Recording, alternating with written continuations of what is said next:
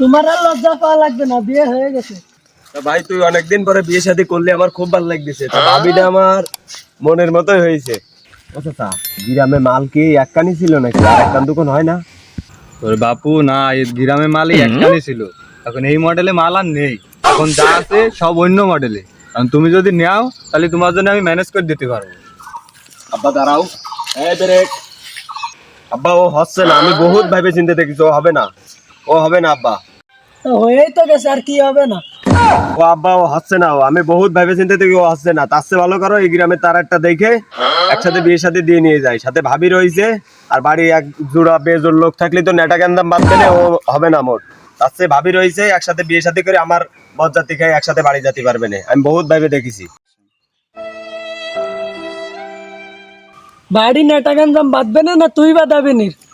আব্বা বিয়ে তো ভালো কাজ, তা তুমি বাধা বিপত্তি দিবা কেন? দেখ মারু, বিয়ে তো ভালো কাজ, আব্বা বাধা দেবে কি করতে? তুই তো দেখতে দিস আমার বিয়েতে একটা গাড়িও জুটিনি, যদি ভালো হয় তা তোরও একটা বিয়ে দিবা না আমি। ও শালা, তুমি দাম্পত্য জীবনে সুখী না হলে আমি দাম্পত্য জীবনে সুখী হবো না শালা।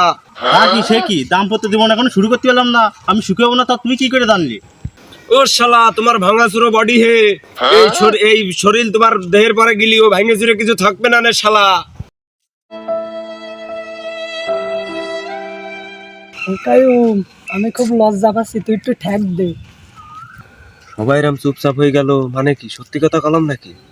ওগো, তোমার আস্তে আস্তে কলাম না, আমার কাছে অনেকগুলো স্যাম্পল আছে, তোমারে দেখাবানে। তুমি এত উত্তেজিত হচ্ছ কেন? ও শালা, দোষটা তো তোর, কতবার করে কলাম তোরে যে এই মজলিসে এই সাথে একসাথে বিয়েটা করাই দিয়ে যাও।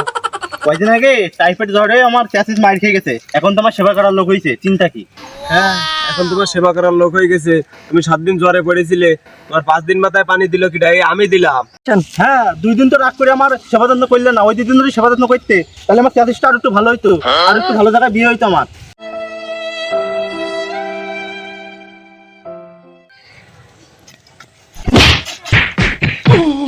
শালার হারাম খোর, নতুন বর সামনে কি আইলো বিন্দু কথা করছিস? নতুন বর সামনে দুটো কথা হবে না, যা হবে সব বাড়ি যাই। আহা, নতুন বউ কাছে কেন? এ তো হচ্ছে নতুন বউ না, এটা আমার বউ, তোমার বউমা। এই ও যে তোর বউ সেটা আমি জানি, ওই যে কায়েম ঘটক ছিল। আর তুই সামনে যা, বাড়ির দিকে আগো।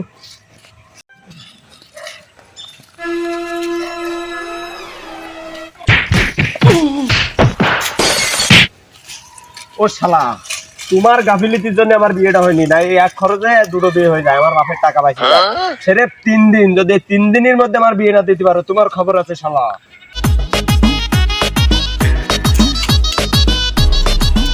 ও শালা, তোমার পোল্ট্রি কার্ড হব যদি আমার বিয়ে নাই, একে ঘুষিতে ঠাপিয়ে দেবো শালা। এলাকার তো রাস্তাঘাট ভালো না, তো ছেলে পিলার কি হয় তা কিটা জানো? এই আবার কি হলে? না আমি এখন কিছু করছি না, যা কর সব বাড়ি যাই কব। এই তাহলে বাধা সৃষ্টি করলে কি হতি? ও বাপু, নতুন বউ আনতে গেলে বাধা দিতে নেই।